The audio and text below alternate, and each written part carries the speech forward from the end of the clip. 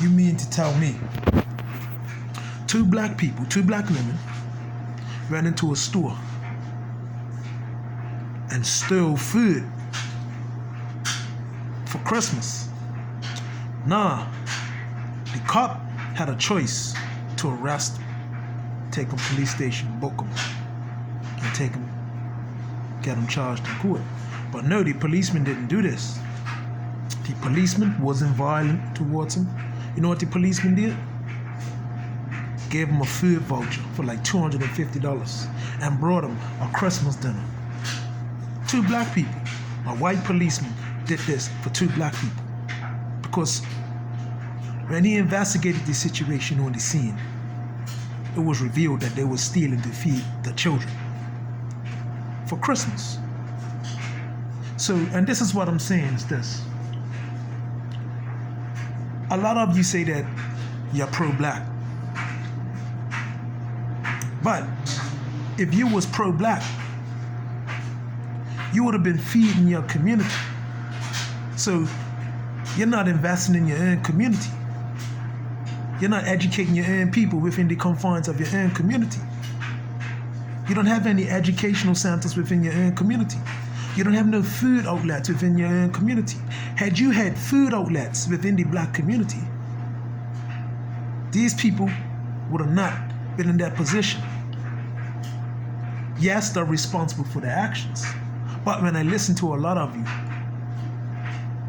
fist pumping and talking about you're pro-black and Black Lives Matter and how powerful black people are, but yet you're not investing in your people. And things like this happen when you don't invest in your people. So had this cop arrested him,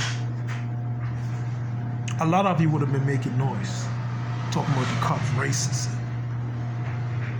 They're only doing it because it's a black person. That wasn't the case. The cop showed empathy towards him. You know what the cop said?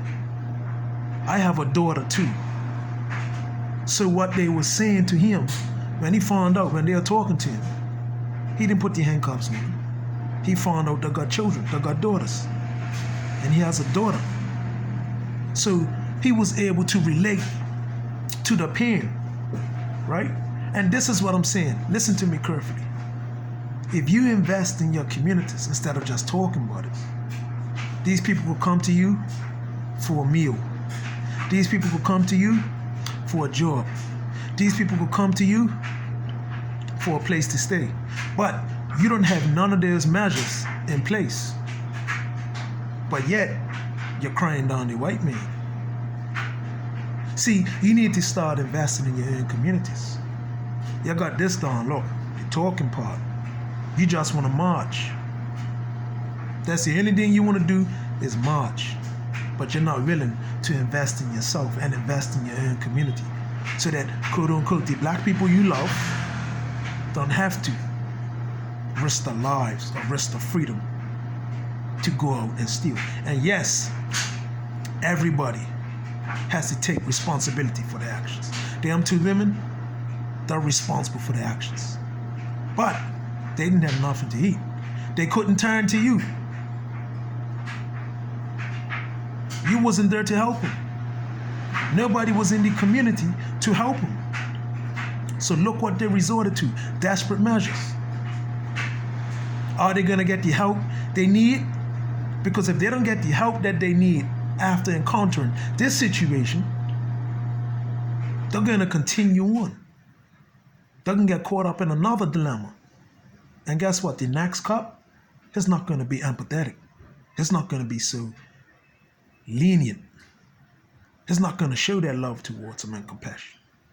And this is the problem within the black community. You know people are going through issues.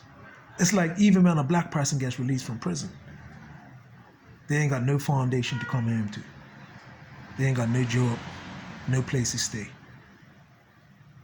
They ain't got no support in the black community. So what do they resort to? They go back to what they know. So in order for me to help you to prevent this, I would advise you to start investing in your communities. Open up the charities. Open up educational centers. Pool your resources if you're really serious about it. But you know what? A lot of you blacks are like this, all talk. That's what most of you do. You're about talk and pulling other black people down that are successful because they don't play victim like you, because they don't follow you. That's what it is in the black community, crabs in a barrel syndrome. You're not going to help, but yet you're going to chastise and criticize. You're not even helping the people that you say that you're fighting for. You don't even know what you're fighting for. What are you fighting for? Being that Black Lives Matter. Are you fighting for these two women, families like that don't know where they're getting the next meal? Are you fighting for that? You're not fighting for that, you know. You're just fighting against white people that kill black people. You ain't got no goal. You ain't got no vision. You ain't got no plan. You ain't got no plan of action. You're so busy being a racist that you're not even focusing on the issues that you're so-called fighting for. You're not even focused on the issues of the people in your own community. You're not even focused on your own issues. Get it together.